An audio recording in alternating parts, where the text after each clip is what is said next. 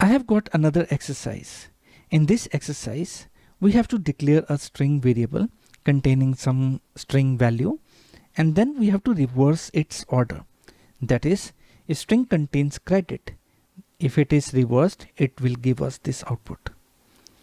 Let us solve this exercise. Before getting into the solution, I would like to tell you that we can solve it in many different ways. You can use slicing method. You can use reversed function. We can also solve it using loop, recursion, list comprehension, lambda function. Lambda function is an example of virtual function.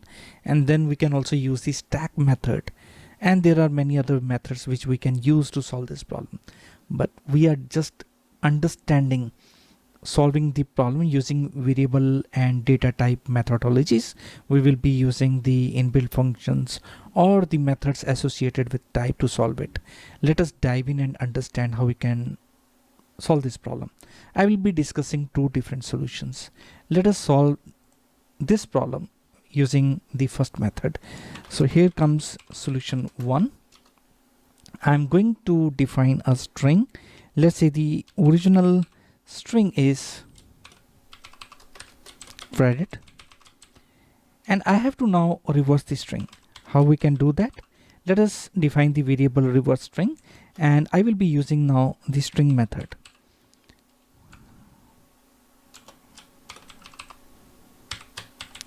And I'm going to say that I want to read the string in a negative step 1 size.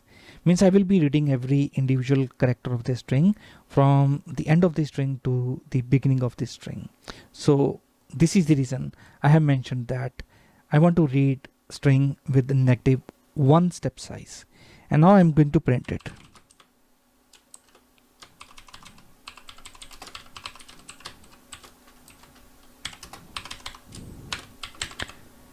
And let's execute it. You can see that the string has been reversed. Now I'm going to discuss the second solution, that is the second method to solve this problem. Therefore, I'm going to copy this code and paste it in the new cell.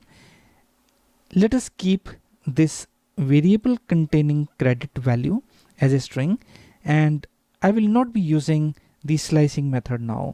Rather, I will be using the reversed function. Let me show you what happens if I use the reversed function. Let us execute this code. You would see that it has returned us the reversed object.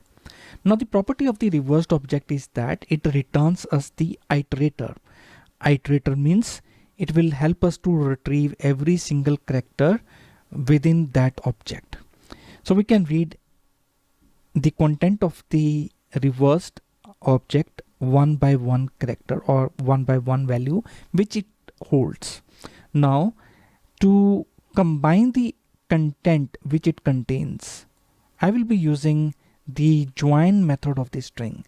That will help us to join every single character inside the reversed object to the empty string. So here is the empty string. We'll be using the join method, and then we'll pass it the reversed string. Let us execute this. Here comes the reversed string.